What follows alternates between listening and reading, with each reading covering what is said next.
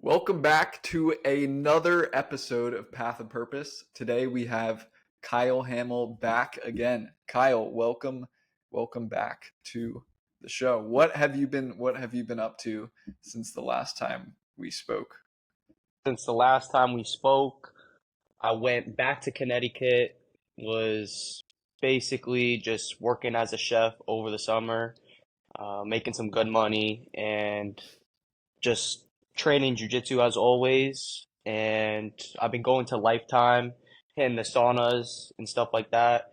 So, and just keeping up with the weight training. And also, I've been boxing with Cordell Booker. So, yeah.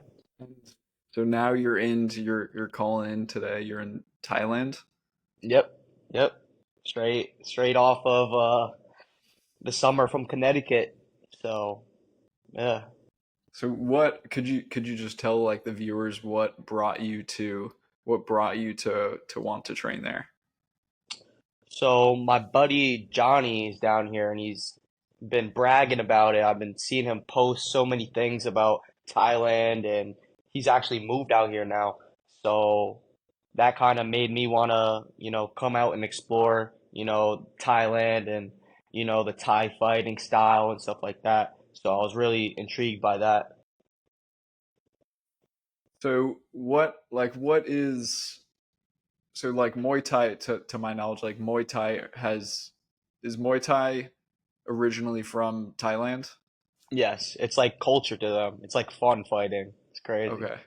So like the Yeah. quality of Muay Thai in Thailand because it's from there is Hmm. probably much better than anywhere else. Yeah, it's crazy. Wow. So what has it been like to submerge yourself into another culture of training martial arts? It's just eye-opening to see like how these guys have been like breeded since a young age. And like how I was doing jujitsu when I was younger? Yeah. It's like tradition for them. They've been doing Thai fighting since like 5 years old. So, Yeah. I mean, these guys go hard. I love it. Has it been humbling to start training Muay Thai in Thailand? Yeah, 100%. These guys are training all day, every day, and they love it. It's their lifestyle, and I want to, get familiar with, their culture and stuff like that because this is, my life as well. Fighting's just a part of my life, um, as like their part of their life. Yeah. Yeah. Wow. Because it seems like I feel like if a fighter was if someone has been like naturally really good at like one dimension of fighting, like wrestling or Muay Thai or something, and then they pick up and go to a a gym or a place that like specializes in it, like what has that been like? Can you say that one more time? I think you broke Yeah, up a little yeah, bit. yeah. Um, so like for like someone who's been training in like one uh sort of martial art their whole life, and they have like developed a large amount of confidence in that dimension of fighting, and Yeah, they go to somewhere that like specializes in something that there is not their biggest strength. What has yeah. like it seems like that would be like kind of an ego blow in a way of like having to deal with uh having to compete with people who have been doing it their whole life, and like being used to being really good at a different part of fighting. Like how do you think like like to you it sounds like you're handling that like, oh, like this is something that's just like a part of the way it is. Do you feel like that is like an obstacle that like other fighters have to like conquer? Yeah, of course, you can't be one dimensional, especially in MMA. Um, I feel like you have to be more well-rounded. So that's another part why I came to Thailand because I want to start using my elbows, you know, and they use their knees a lot too. So it's a lot different style than what I'm used to because I'm like more of a karate guy. I've been Yeah. doing karate when I was younger, so I have that. But Thailand, these Thai fighters, it's just their kicks are different. Like you feel it when they kick you. It's like, oh, he knows Thai fighting, you know? So, Wow. yeah. What has it been like to go into a gym where like you haven't been before? For some people it might be a little overwhelming, especially because get to see different levels and stuff like that. For Yeah. me, I have the confidence in myself where I could just go to any gym and feel comfortable. Hmm. Even if it's a different art, I just feel like I'm more like well-rounded, so I can Mm. kind of grasp like the material a little bit more than most other people that are Yeah. like just starting and that are like beginners and stuff like that. Where do you think that level of comfort comes from? Like how have you cultivated that level of comfort of going into a new gym across the world? Just years of training, martial arts, and like understanding the game a little bit more. Hmm. So like Yeah. developing like a certain like level of like confidence in your abilities. Yes. So let's back out now and let me ask this. In terms of Hmm. like overall game, like I feel like MMA is a like as you said, like it's a sport with different dimensions of like different styles of fighting versus like playing like hockey or basketball where like you just go and train basketball or you go train hockey. Hmm. How do you decide like when to train what aspect of fighting? That's a good question because there's so many different things that you have to focus on. It's like you really have to get good of get good at planning your schedule for the week. So like I write down, all right, I'm gonna do jujitsu today. I'm gonna do wrestling maybe tomorrow because I know wrestling's a little bit more explosive and like nonstop training. And then, you know, if I'm still sore, maybe I'll do like a yoga or something. So it's all about that finding that balance between how you feel and what you feel like you need to do. Mm, how like to me when you say that it sounds like that skill is a different skill than like your technique itself like and it sounds like also a skill that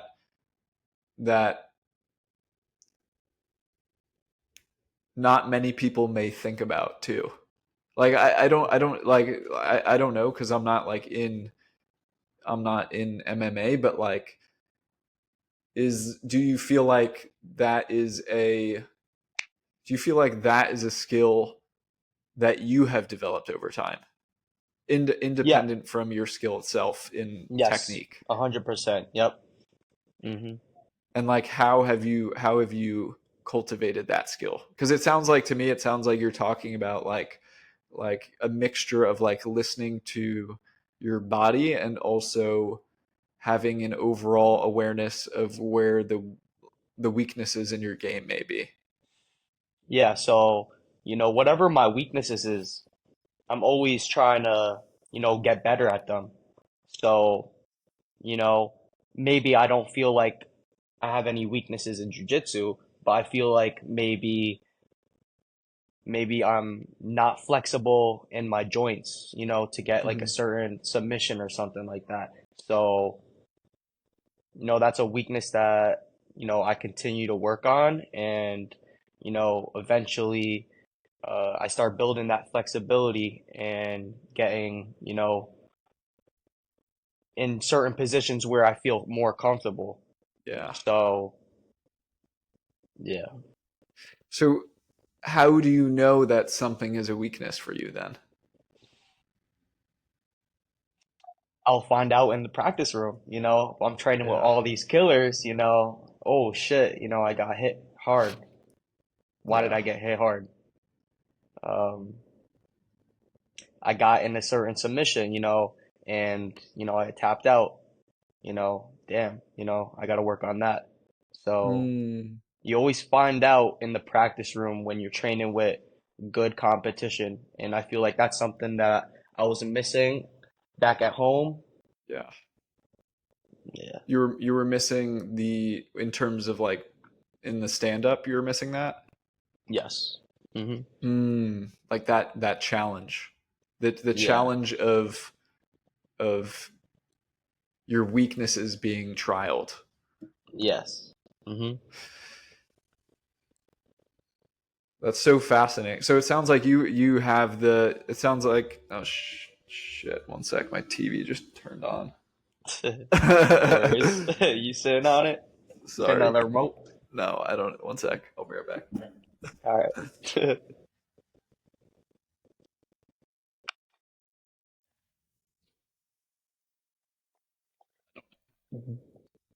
Mhm. No worries. So it sounds like you had the awareness to realize that and to be able to say like, hey, I'm not failing enough. Like I need to go like be able to fail more in practice so that I can like drill my weaknesses. 100%. You learn in the practice room. Did you feel like in your mind was it like I need to just get better at this, or does it feel like I'm not being challenged enough? Both, because I feel like the only way to get better is to, you know, train with guys that are going to push you to your limits. And Yeah. um, since I've been here, I've been only going with guys that have been challenging me on the feet. Yeah. And, it's eye-opening to see, you think um, striking, but these guys, you could see the different levels that they have. Yeah. So, you know, take it how it is, your ego might be hurt or destroyed or whatever, but you could use that as fuel to, build on your weaknesses. And Yeah. that's what I'm learning more about myself, and I'm getting better at it every day Mm, since being here. yeah. That's so fascinating. It sounds like your training is like it sounds like finding what the weaknesses are and like making the weaknesses into your strengths through practice. Mm. Would you say that that's what it is, or something Yeah, I different? would say I would say that's what it is. Hmm. And it seems like there's almost like more resistance in that. Like it's harder to do that. Like someone might want to just like double down on their strength and say like, "Hey, I'm really good at this. This is what I'm doing. Like I'm just like a knockout artist or something." But I don't. And then like I guess as like a fan, I feel like we're starting to see like the game develop in that aspect. Like you can't get by as like just doing that now. Yeah, definitely not. I feel like, we see with Ryan Hall how he was so good with leg locks. He was heel Yeah. hooking everyone in the UFC. And then he fought Ilya Taporia and he got knocked out. So, Yeah. yeah. Yeah. Yeah. Wow. That's fascinating though. I haven't thought about training that way of like focusing specifically on like the weaknesses and making them into your strengths. I feel like there's something I feel like there's something in that is like also valuable outside of like just training and just fighting and just like your ability to have the awareness to realize like where you're coming short and to be able to not let that get you down, but to like motivate you to like work harder almost. Yeah, of course. So how like in terms of like your approach to this, like your psyche, like how do you like on the days where it's like hard and challenging and Mm-hmm. you're like constantly getting beat by somebody better, like how do you handle those days? Sometimes I feel it right after training. I'm like, yo, I just got fucked up. He pushed me to my limits. I'm having trouble breathing. I'm having trouble recollecting myself. And then it's just like the moment you realize that you have to just stop and like just calm it down and, reflect, that's when you could start to Mm, um, learn about yourself. mm. So how do you do that? Um, you know, it's a hard pill to swallow, but you just have to take it as it is, and then just see it through. It's not the end that you got beat. You have to learn from your losses in training to get you better. It's just part of the process. If you hold on to, oh, I was better, I should have done better. Yeah. All right, um, what could you have done better? And then you could look at it that way. Yeah. So. Is that something that's like common amongst MMA fighters, like that level of humility and acknowledging your skill? Yeah, 100%. You see it all the time in practice room. People don't want to lose. People Yeah. really don't want to lose. Everyone here is here because they believe they're the best. Mm, And there's going to be days where, you're going with killers and you're tired and you want to quit. And you see people in the practice room really quitting. I know about myself that I won't quit until it's over. And when it's over, then it's like, all right, like if he did better that training session, good for him. I just have to learn from that. mm. Like looking at it objectively. Yep. Yeah. Yeah. Because I feel like in terms of like other things, like in terms of like business, like a business person, your average business person and your average MMA fighter, I feel like are so different in the way that they handle being tested against one another. And it seems like for an MMA fighter, like if you get tested and you lose, like you have to see that. Like you have to acknowledge that you got beat, otherwise you're not going to get better. But I feel like so often in and I might just be like speculating here, but I feel like so often in the world outside of that, if you're not really tested, how can you really know where you stand? And like I feel like I went kind of vague and off there, but like I think I'm more so saying that like people can like think they're better than somebody, and it doesn't really do you any good in the long run at all. Like all Yeah. it really does, like, because what is it? It's just pride. Yeah. You shouldn't compare to yourself to anybody else other than yourself or the person that you were yesterday. Should just, focus on yourself. Yeah, yeah. Hmm. How is that? Would you say that like you learned that lesson through fighting and sports? Yes, 100%. Yeah. And do you feel like, go ahead, were you going to continue? Uh, nah, you continue. I was just going to say, do you feel like that carried over into other aspects of your life? 100%. Yep. Especially with cooking, 'cause I'm new to cooking. I've never worked on the line where you're cooking for 100 different people and stuff like that. And for the first week as a chef starting on the line, I knew nothing about how things were going to be run, how many orders there were going to be, how many plates I had to serve. All I knew was there's food in front of me that I have to cook and I have to get it ready. Otherwise, the other meals that are already cooked aren't gonna go together. So it's like it's all on me basically. Yeah. So I learned that, basically being on the line that I might not know everything. I, Yeah. I think that I have it together. I could do so much planning and all this other stuff, ahead of time. Mhm. But when it gets down to the business and when it gets down to, having these food ready for the people, you have to work to a certain level.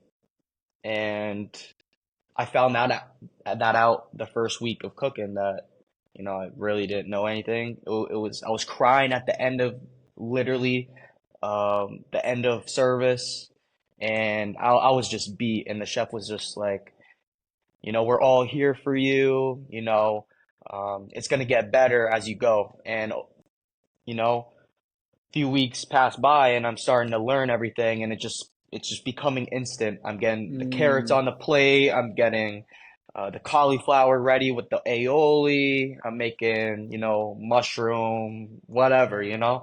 So yeah, and then I just felt better. I felt more confident and I was like, you know what? I can come into service. I can come into work feeling good instead of being like, Mm, okay, fuck, like I don't know if I could do this, you know. yeah.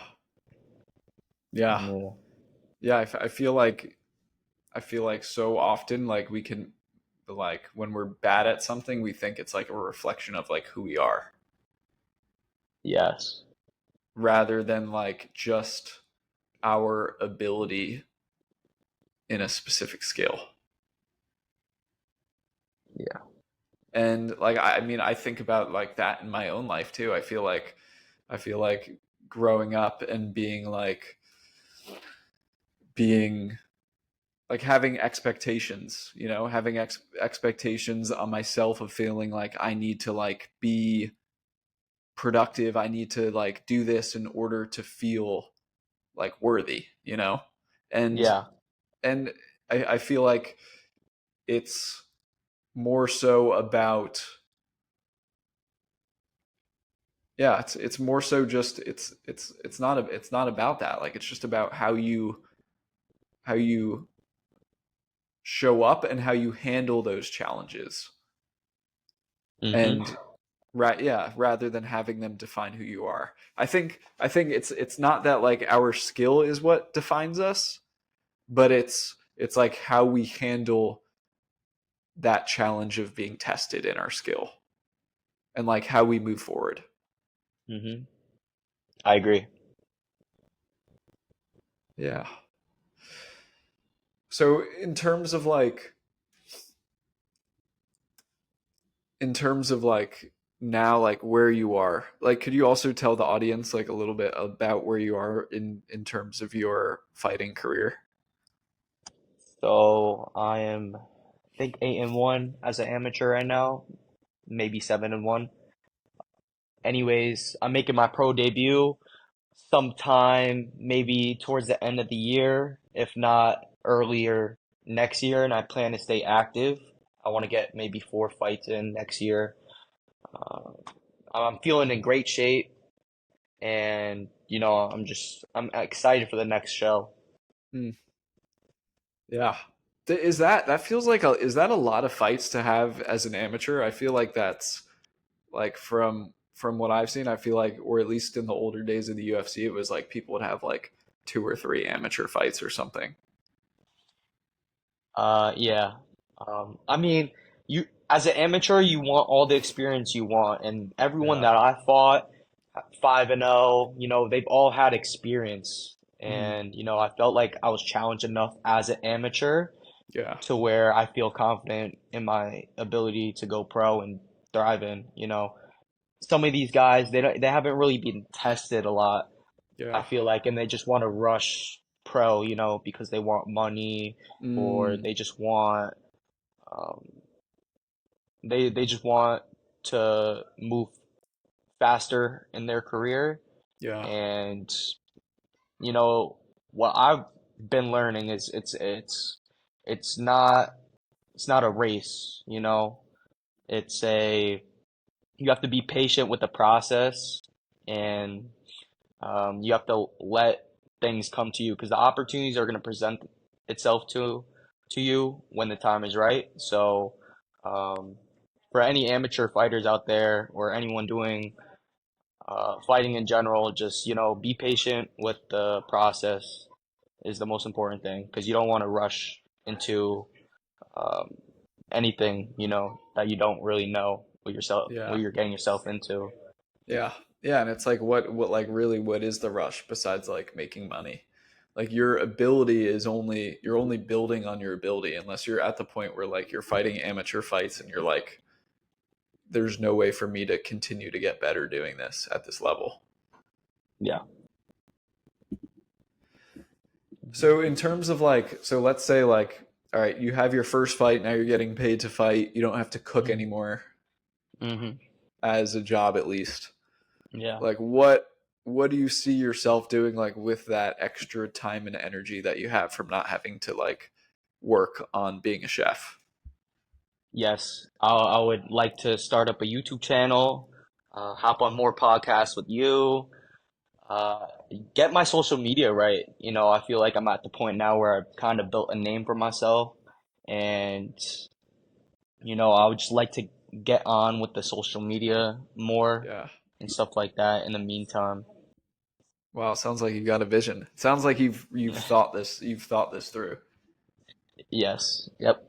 hmm Because I've What always wanted to do social media in the past, and like I've been on it and off it, on and off it, and I haven't been consistent with it. So if you're not consistent with it, it's not gonna blow up, yeah. unfortunately. You might get lucky with a good post or something like that, but Yeah. Yeah. Rome wasn't built in a day. yeah, it wasn't. So in terms of like your like what sort of like content in terms of like promoting your personal brand as a fighter? Like what do you want to do on your YouTube? Day in the life videos, those always thrive. What I eat in a day, people Yeah. are always wondering what I eat, how I hydrate, stuff like that. Yeah. Um, how my diet is, um, what I'm doing with my stretches. People want to do or see what I'm doing with my mobility, and then what I'm doing in my fight camps. Am I running? Am I sprinting? Am I doing hill sprints? Am I swimming? So many different things to get ready for fights. So there's Yeah. always going to be room for content there. That's cool, dude. I'm Yeah, really I'm excited for that. And I'm excited for yeah, you for that to come. yeah. Thank you. I'm excited. Is that like are you is your plan to like start that as soon as you like start to get paid from fighting or to like wait a little bit till you're into it till it's more steady or like what's your plan with that? Just whenever I have more time to myself, and I feel like now would be a good time to start, getting some footage ready so that I can post it, maybe later. So I've met up with a few photographers down here and stuff like that, and they're gonna do some shoots for me and stuff like that while I'm training. So it'll look good, it'll be Yeah. cool, and yeah, go from there. I always have this in the back. Nice, dude. Oh yeah. Do you have any like what do you worry about? Do you ever like do you worry do you worry about? Yeah, what do you I just worry worry about? about dumb shit, bro. Like dumb shit all the time. Like stuff that doesn't even like fucking make any sense, literally. Yeah. Like when I'm in training and when I'm at the practice room, none of those thoughts exist because I'm just Yeah. so immersed into what I'm doing. And sometimes like I'll go to training and even when I've been here, I'm like, shit, like what am I thinking about? Like thinking about eating something for breakfast or, I haven't had anything to eat, am I gonna have enough energy to train? It's like stuff like that. And it's just like, bro, that doesn't fucking change anything. Like you're still stepping on this mat. So most would you say most of your worries are related to like how you're showing up in training? Like do you worry about like I don't know like long-term stuff of like I don't know. Yeah, I don't want to like plant things in your mind, but Nah, nah, of course not.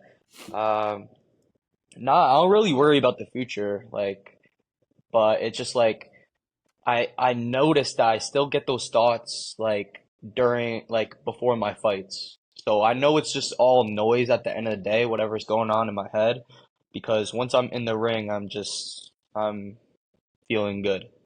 Yeah. Like I'm feeling good on the mat, But it's like before, it's like sometimes you get, you're talking to someone, and then you're like, all right, like just I didn't, I didn't like the way I was talking with them, or Yeah. I don't know, just stupid stuff like that. Like, Yeah. you know. Yeah. Yeah. Well, it sounds like it's not even stuff. It's not even like yeah, it's not even things that are related to the bigger things in life, like the Yeah, bigger like questions. yeah, not at all, not at all. Why do you think that is? Why do you think that you are more at peace with like the bigger things in life? Um,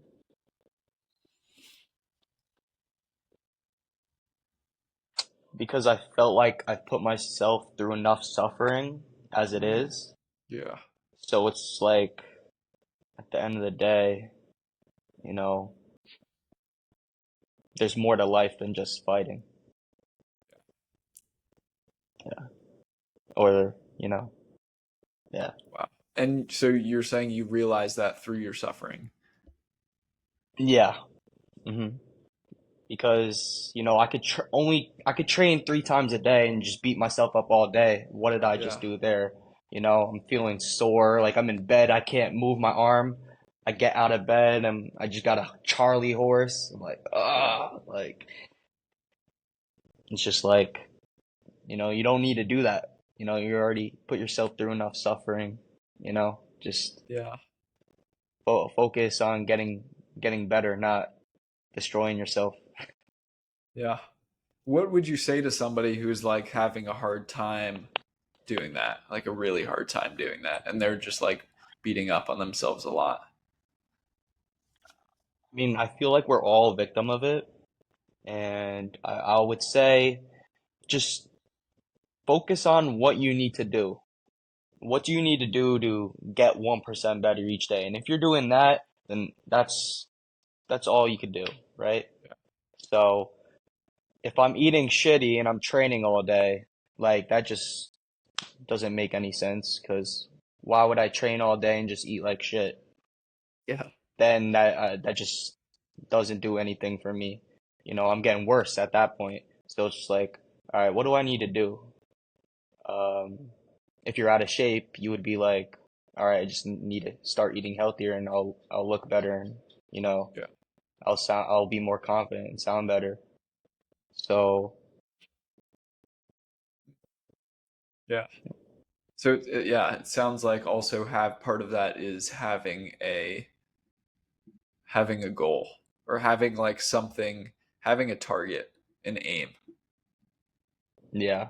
And I always go back to bettering yourself like physically, because if you could do that physically, then you could apply that to anything else you do in your life regarding Yeah. business or something like that. I just feel like the healthier you are, the more you're able to operate on a certain level. Mm, yeah. Yeah. And like I'll be training all day and I'll be eating good and then it's just like some of the I reflect on some of these negative thoughts I've had throughout the day and just like that didn't make any sense. Yeah. You're just you're getting through another hard day, or you're Yeah. getting through another. It's just part of the process. Pain is inevitable. Suffering is temporary. Do you feel like this is something that like we as humans can do alone? Um,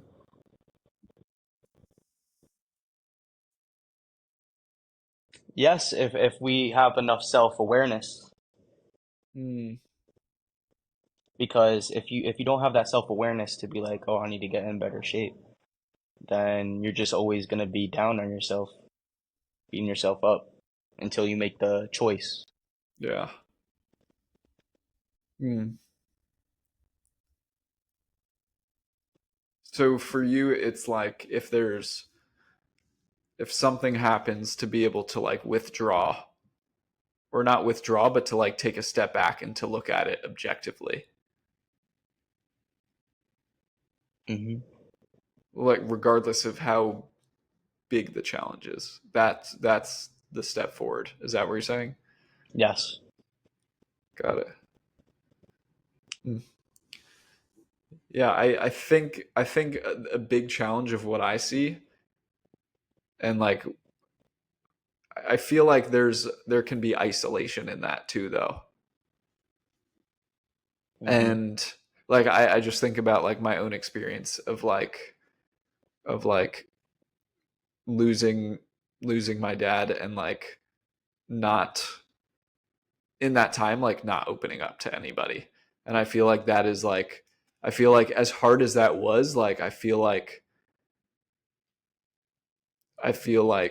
that isn't something that like I could really do alone, process the grief.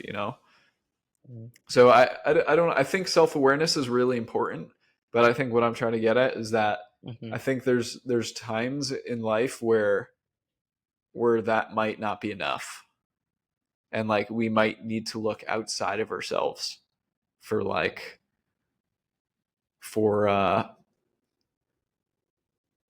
for the path forward, to find the path, to get back on the path. Yeah. Sometimes we're so down bad that we don't even realize our own suffering and, some of the stuff that we put onto ourselves. So, I feel like obviously, you're gonna have to do whatever you have to do to go through whatever you have to go through. And that might Yeah. even, be being alone and, trying to figure out what is going on. I feel like that's important as well. But, be open-minded because, there's people out there that, really love you and really, really do care for you and Yeah. want to see you, succeed at anything you Yeah. do. Yeah. So, Yeah. Yeah, I think the part that I was trying to get at was that it's like sometimes like we need like others in our life, and also to be able to surrender to something greater than ourselves. hmm. Yep. Do you feel like there's an instance in your life where you had to like surrender to,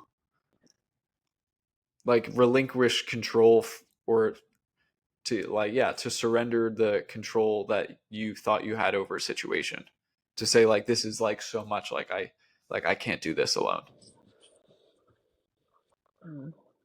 Yeah, I mean, if it wasn't for my mentor or, the people that really love me in life, I wouldn't be where I'm at right now, Yeah.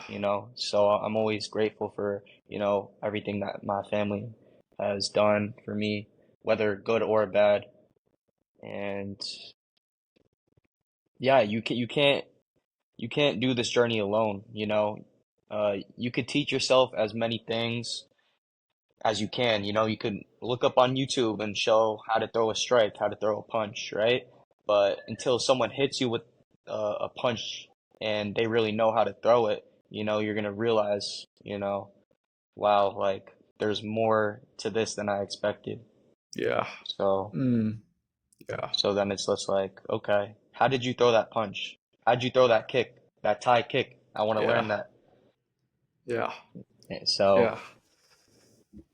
That is like, yeah, it's like, what is that, how do you what is your posture in what is your posture when you get knocked down, like in life, or in a ring, or in an octagon, or yeah, yeah, I mean, that's where, I guess that's where the cliche like comes from, like when you get knocked down, like how many times do you get up? yeah, How I've do you been get there. up? Honestly, I was watching my fight back with David Camacho literally yesterday with some of the guys at the gym, and I was like, this is where everything turned wrong right here. So I had this dude in the armbar and he dropped me, right? My whole back and my neck was just feeling crazy after that. Feel like it almost took the wind out of me. Well, it did. And then I go back to my corner and I'm trying to like think of like how am I gonna get through this next round? They're like, just stay on your feet, stay up on your feet. Round starts, ding ding ding. I got knocked down 3 times, and then it's like there was so much going through my head at that point Yeah. that I didn't even know what to think, and instinct just literally took over, and it's like you're not giving up. Mm, So again, it's always gonna be to return to your intuition and stuff like that. How good is your self-talk, and you know, how bad do you really want it? yeah.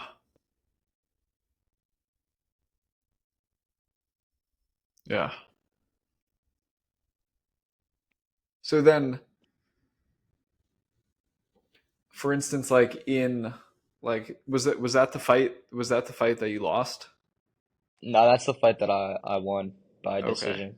The one I Okay. lost was I had food poisoning, and I Oh lost a yes. split decision. Yeah. Almost knocked him out though. Do you feel like it would be different if like because I remember we talked about this last time, that fight, but do you Hmm. feel like it? I guess this is also hypothetical, but like if you really truly got beat, do you think that your how you looked back at that fight would be different than um, how you look than how you look back at it now? For instance, if there was like a limiting factor, like if you truly got beat, do you feel like that would feel different to you? If I got beat, it would feel different, yeah. As in like my confidence, because it's like, all right, you just went through hell and you lost. It's like you Yeah. you didn't win, bro. You know, Yeah. this fight with Camacho, it was like you went through hell and you won. So Yeah. it gave me like that confidence to be like, okay, all right, I could go through deep waters. I could go through 3 rounds, and Yeah. be tired. I could go through 2 rounds and be tired and still Yeah. keep coming forward. So, Wow. Yeah, it sounds like you really learn a lot about yourself too in there. oh yeah, when you reflect on it and you're being smart about it, yeah, yeah, 100%. And when you watch Wow. it back, you're like learning new things about yourself. Even watching it yesterday, like brought back like those memories. Like, damn, like shit, you went, you almost got beat. You almost got beat. Yeah. Wow. And it sounds like this is also like this is the experience that like people may not have if they like rush going pro. Oh yeah, yeah, 100%. I mean, if you Like if you're gonna rush your job to get to the front of the line, there's other people already there, and you're gonna find out who's better and who's not. So, yeah. but I feel like to those people that only had 2 or 3 amateur fights and they think they could just go pro and just thrive because they gotten like 2 knockouts over like 2 cans, it's like you're gonna learn. So, I mean, that another part of it could be not letting them accept that there is room for improvement and stuff like that. So I feel like the ego can block you like Mm. that in a way. How so? Because if you feel like you're the best in MMA, there's just so many different aspects to MMA that like people don't really think about. Like even wall work, like even the wrestling on the cage. It's like there's no art for that.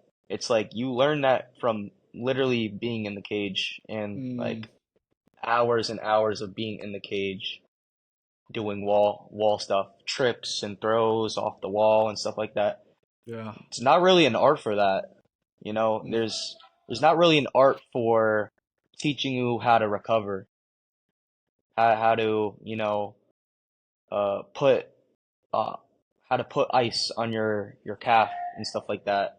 Yeah. You have to know how to recover and stuff like that, or how to stretch, you know. And Mm, there's always weaknesses. There's always things to work on. That's the thing about MMA. yeah. There there's so there's unlimited submissions. There's unlimited amounts of, you know, things that you could do. The possibilities are literally endless. So Mm, I believe if I only had two fights and I just went pro right away, I would just be like another Sage Northcutt, or you know, just somebody that they thought that they were gonna be the best and then just ended up, you know, throwing their career away. Like yeah. Darren Till, even. I remember we were talking about Yeah. how Darren Till, you know, might be champion and stuff like that. You know, he was gonna be the new guy around the Yeah. block, you know? Yeah. And it was like he just thought he had the better striking, and Woodley was a wrestler, right? Yeah. And Woodley ended up knocking him down and submitted him. Yeah. So, Mm, yeah. Yeah, we can't fool ourselves. yeah, you have Or to you be can honest with only yourself. yeah, you can only fool yourself so long until you Yeah, get tested. yeah, And then like you see that too. You see people that like have done that for so long and they don't and they continue to fool themselves. And they're just like yeah, stuck in that forever. And yeah, like a loss or someone being better than you is like it's not the end. yeah. It's the end goal. Yeah. Yeah. Who is like what was that? The fly, a fucking fly, Oh, moth. oh, I thought you were like shooting. Buckets. You must be getting bit up out there.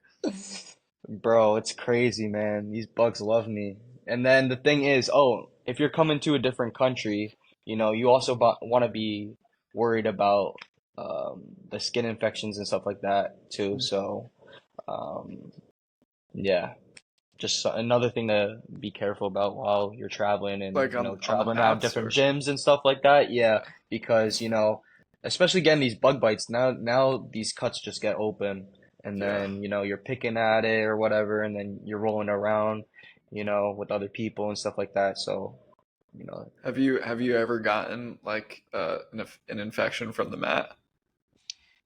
plenty of times actually. So since I've been here, I've had like one or two scares, and I've Yeah. just instantly had like stuff that I normally put on to make sure like it'll just be cured within a day or two. But Yeah. most of the people that I've been talking with down here, they have never had an infection or a skin infection before, and they were out for 2 weeks. So imagine, you know, you're coming from Australia or whatever, Yeah. and then you come here, and then you're out for 2 weeks, and you Wow. plan to stay a month. Did you get a lot in the US like growing up doing jujitsu? Honestly, not really. I didn't get anything from jiu-jitsu or anything. It was Yeah. mostly from like wrestling mats.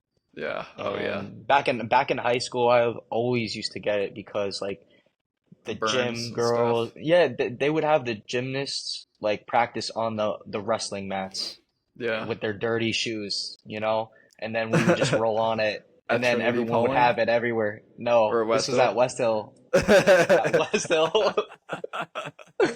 Yeah, I think I got it maybe like once or twice Yeah. Oof. in What'd at you Trinity. get? Bro, it was like you would get these like circular rings like that on your neck, like everywhere. I mean, that's what I got. My Were they buddy Mike had worms or it. something? It just looks like a ring. It looks like a ring, and then it's just a red around. Yeah. But you never got like any sort of worms or anything? Nah, nah, not at all. Or like isn't ringworm common from Yeah, mats or something? that's the thing everyone gets, the ringworm. Yeah. So, Yeah, I have a buddy down here who like has he's I think he's been doing jujitsu for a few years and like just like kept getting sick for some reason. And I thought it mm, was like so bizarre because I was like, I was like, I've been doing jujitsu for like, I don't even, like, what, 5 years now? And like, Hmm. knock on wood, Yeah. like, I've never had anything. So I thought that was so bizarre that like he was like always had some sort of infection or something. But I don't know, maybe the gym like didn't clean the mats or something. But And other people might be prone to it more than others too. yeah, And since I've been here, I've been showering after every session. Like, I'm not trying to yeah, sit out for 2 weeks. I need yeah, to get as much information from these guys as I need to. I yeah. need to be on the Even mats. even if it comes at a cost of getting an infection. Even if it gets like that. Yeah. Honestly, like if I have like a cut, I'm like very hesitant to even like train. If it's like Yeah, open, if I have like a yeah, scab, I'm just like honestly, whatever. Like I'll take 3 days off and I'll let it heal. But like I'm in a very different position than you. You know, this isn't like yeah. for me. It's just a hobby. But Be yeah, like that. yeah, yeah, dude. We haven't rolled in so long. Yeah, I know. I wish I was still in Florida, bro. Otherwise, we would train at the gym or something. Yeah. Get some good So rolls are in. you not going to be like? So is your plan to like eventually make your way back down there, or just After training with the gym for 2 weeks, I feel like this is the gym for me to, thrive in 100%. wow? Yeah. This one in Thailand or this one in Florida? Yeah, this one in Thailand. Wow. So you're gonna be here for a bit. Yeah. I mean, I plan to stay for 2 months. Yeah. Stay for 2 months. And I would love to get back to Florida too, because that training's awesome there. Honestly, I wouldn't even mind going back to Florida and living out there because Yeah. the training's just so good down there as well. But as far as competition, my weight, people, I'd like to train here Yeah. as far as competition How's the and seeing jujitsu different looks. competition there? So there is actually a lot of people that do jujitsu down here. There's like every time I step on the mats, 40 people. Wow. And yeah, so Anyone there's a that give lot you of a people. run for your money? Honestly, no. Wow. Yeah. I get good training back at home at Gracie Yeah. Sports. I got a bunch of good guys that humble me every day. Yeah. So so it's like coming out here, it's just like kind of fun for me, honestly, to Wow. be on the jiu-jitsu mats. Yeah. Yeah. Do you feel like you can be like more creative with like your submissions when you like when you're out here in Thailand and you feel like you're not getting like as you're not getting as pressure tested as much in your jujitsu? Yes. And for that reason, I feel like then it's like more more confidence on my part because then it's Mm. like, all right, I could go to jujitsu and just play around and not really have to go hardcore jujitsu. Obviously, you want to work on, your strengths as well, but I Yeah. feel like I found my weaknesses in the striking Hmm. department, so I'm doing that. Yeah. Yeah. Cool, dude. Yeah. It sounds Yes. like you're you have a clear vision. Yep. Yeah. Hmm. Yeah, Yeah. dude, I'm still waiting for you. You got to come down here to Austin, the jiu-jitsu capital of the world. Yeah, yeah, man. I heard yoga with Adrian's over there. It is. Yeah, it is over here. Yeah, and I heard they got good jujitsu as well. Yeah. Yeah, there's Is so many gyms here. Danaher's gym is here. B team is here. Yeah, Um yeah, there's a lot of jiu-jitsu here. yeah. And I'm excited to go down there and check out the jujitsu world down there. Yeah, That'll dude. be Yeah. fun. Yeah. I'd love to have you down here. I haven't seen you down here yet, so. Yeah, I know. I know. We gotta make it happen. Cool, dude. All right. Well, Yeah, I can end it there. Thank you for coming yeah, on the pod, dude. It was great to have you here and great to check in with you and to have you on again. I'm sure this won't be the last time. The yeah. folks see It, ya. yeah, it was awesome. I love how you just tie everything together to like just life, bro. Like this is a great podcast to be on. Thank you, brother. I appreciate it. Thank you for coming on.